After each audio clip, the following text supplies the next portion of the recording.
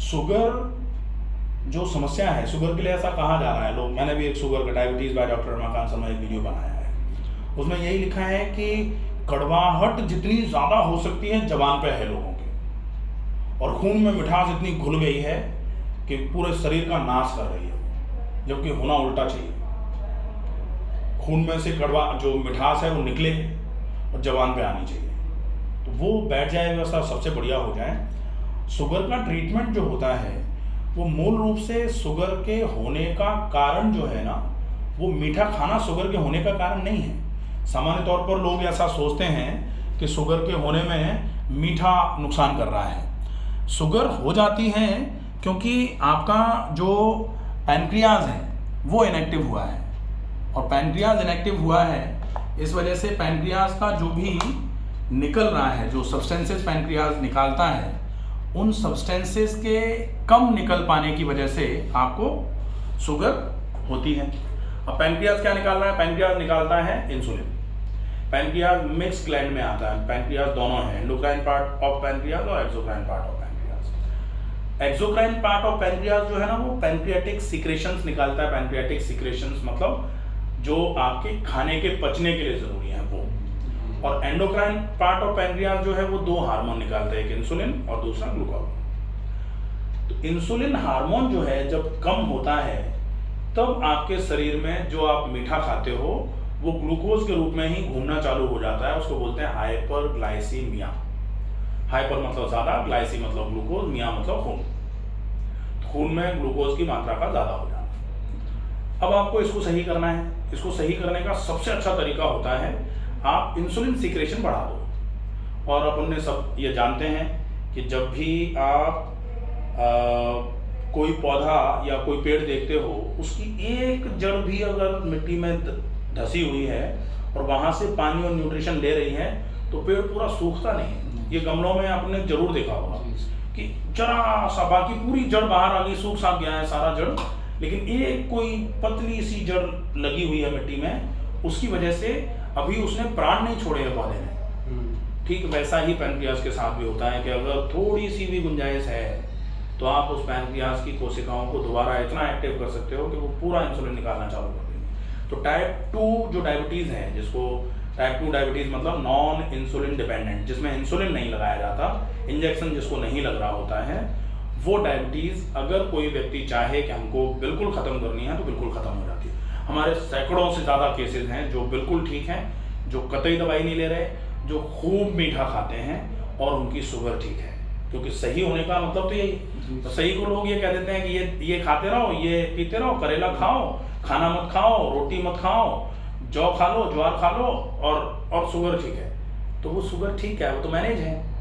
ठीक का मतलब होता है ग्लूकोज टॉलरेंस टेस्ट आप पास कर लो कि आपको दुनिया भर का ग्लूकोज खिलाया जा रहा है और उसके बाद आपका पैनक्रियाज जो है इंसुलिन निकाल करके उस ग्लूकोज को नॉर्मल कर दे रहा है। इसको बोलते हैं ग्लूकोज टॉलरेंस टेस्ट। तो वो अपन करवा सकते हैं ग्लूकोज टॉलरेंस टेस्ट। लगभग 6 महीने के बाद आप अगर सही से फॉलो करोगे, ग्लूकोज टॉलरेंस टेस्ट अपन पास कर लेंगे, कोई दिक्कत नहीं, कोई समस्या नहीं आती बिल्कुल। और अपना ठीक चल रहा है, शुगर बिल्कुल ठीक भी है, कोई ऐसी दिक्कत भी नहीं। कभी फ्लक्चुएट जो होती है ना, उसको अपने को माइंड नहीं करना है, क्योंकि वो अपन HbA1c 3 महीने की वैल्यू देखेंगे, 3 महीने में अपनी वैल्यू वो ऑलमोस्ट नॉर्मल आ जाएगी। ठीक है। खाना शुगर में आवश्यक है, लेकिन केवल खाने को मेंटेन करके शुगर सही हो जाएगी ये भी भ्रांति है, ऐसा नहीं होता। शुगर को मेंटेन कराना है तो आप शुगर के हिसाब से भोजन ले लेते हैं, कि जैसे बहुत मीठा नहीं ले रहे हैं, बहुत गेहूं नहीं खा रहे हैं, क्योंकि अकेला कार्बोहाइड्रेट खाते हैं तो ग्लूकोज बढ़ा रहता है। तो आप प्रोटीन भी खा लो, आप थोड़ा फैट भी ले लो, आप थोड़ा सा कार्बोहाइड्रेट ले लो, क्योंकि एसेंशियल अमाउंट तो पूरा ही पहुंचना चाहिए।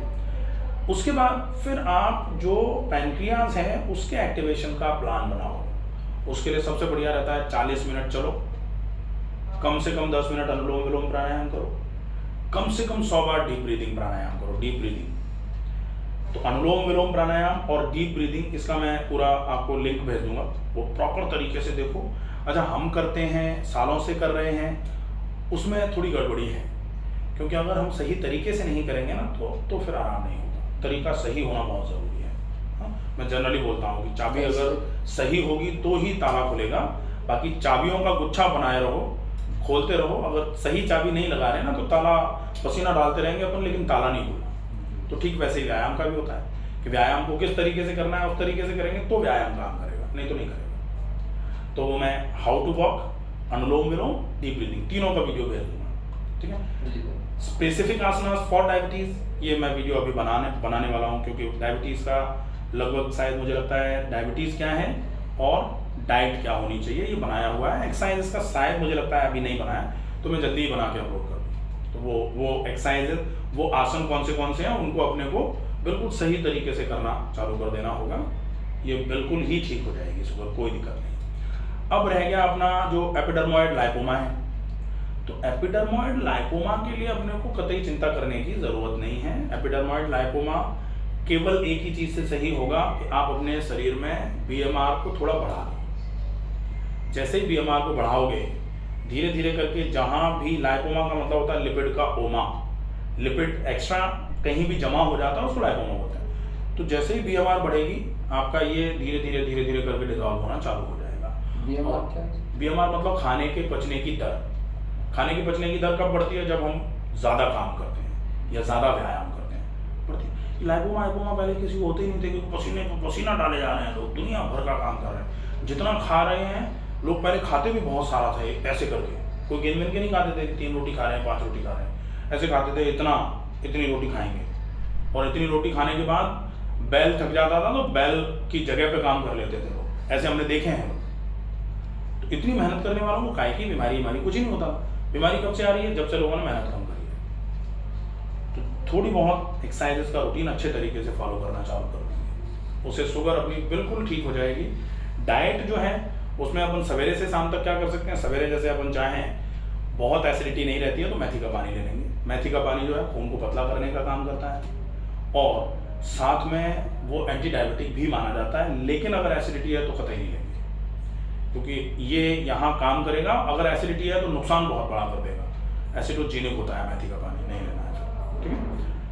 दूसरा, उसके बाद व्यायाम कर लिया। व्यायाम करने के बाद फिर अपन चाहें तो हर्बल टी ले सकते हैं या एलोवेरा और गिलोय का जूस ले सकते हैं। 15-15 ml मिला के 1 कप पानी में मिला के चला के पी लिया, ठीक है। ये मैं लिख दूंगा, ठीक है। उसके बाद नाश्ता जो है उसमें वेजिटेबल दलिया, खूब सारी सब्जियां डाल के थोड़ा सा जौ का दलिया मिला करके उसमें बनाया और बिल्कुल पतला सा बना के वो अपने को नाश्ता करना है। वो पचेगा भी जल्दी, उसका निष्कासन भी अच्छे से होगा और वो पोषक भी है, शरीर को पोषण भी मिलेगा उससे।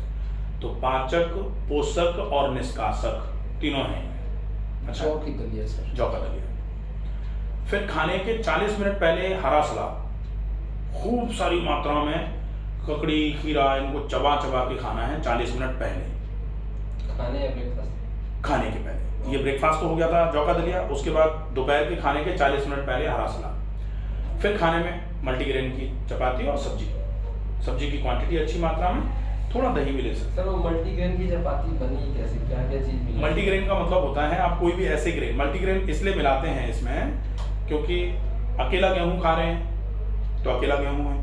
अब गेहूं में थोड़ा चना मिला दिया, थोड़ा सा मेथी मिला दी, थोड़ा सा ज्वार मिला दिया, थोड़ा रागी मिला दी, तो इससे मल्टीग्रेन देते हैं यहाँ। तो वो अच्छा है, ये अपन आटा ले सकते हैं, ठीक है। सब्जी बिल्कुल कम मिर्च मसाले वाली, वो सब्जी खा ली, थोड़ा दही ले लिया, रायता ले सकते हैं, छाछ ले सकते हैं, अच्छा है, कोई दिक्कत नहीं है। फिर दोपहर और शाम के खाने के बीच में या तो थोड़े से फल खा लिए या फिर कोई 1 गिलास जूस ले लिया, वो भी सब्जियों का, फल का जूस नहीं लेना है, ठीक है। उसके बाद फिर शाम का खाना अपन कोशिश करें 7 बजे के पहले। लौकी है, ककड़ी है, खीरा है, चलेगा, कोई इशू नहीं है, बढ़िया रहेगा। शाम का खाना 7 बजे के पहले। और रात को सोने के पहले, चूंकि अपन थोड़ा कंसर्न रहते हैं लाइपोमा, तो अपन कचनार का क्वाथ ले सकते हैं, कचनार का काढ़ा ले सकते हैं।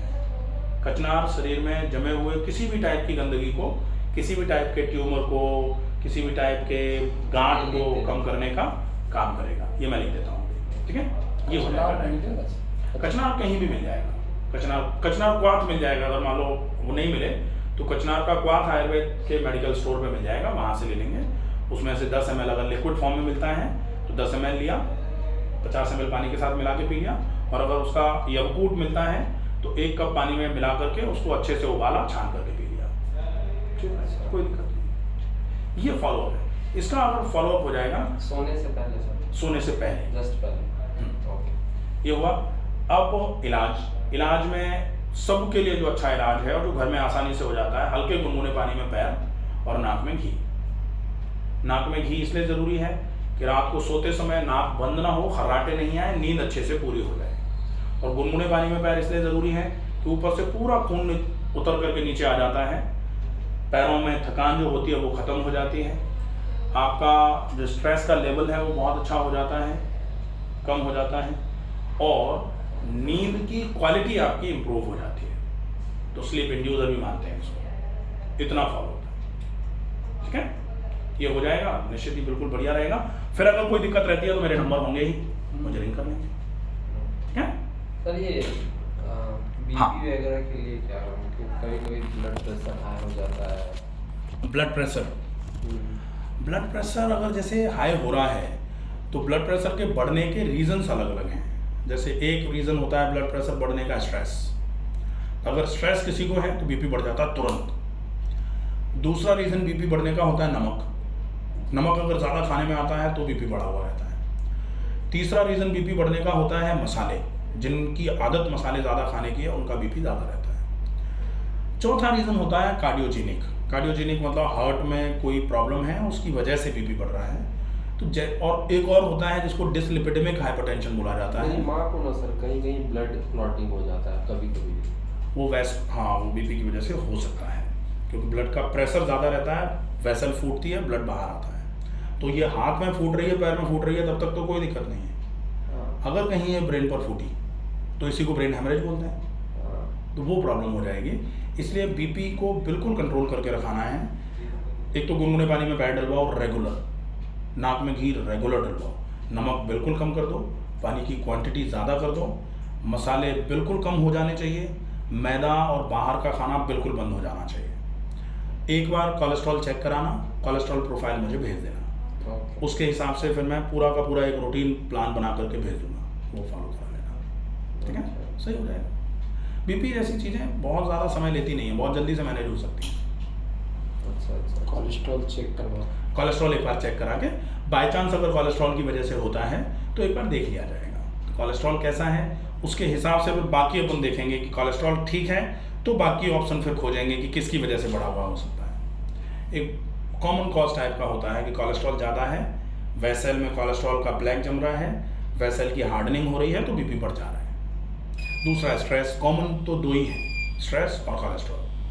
तो अगर स्ट्रेस इंड्यूस्ड है तो वो अपने को पता लगेगा, लेकिन 99% शायद मुझे लगता है स्ट्रेस इंड्यूस ज़्यादा नहीं होना चाहिए। तो एक बार कोलेस्ट्रॉल फॉलो कर लेंगे, ठीक है। ये तो अपन करते हैं, फिर देखते हैं। ओके।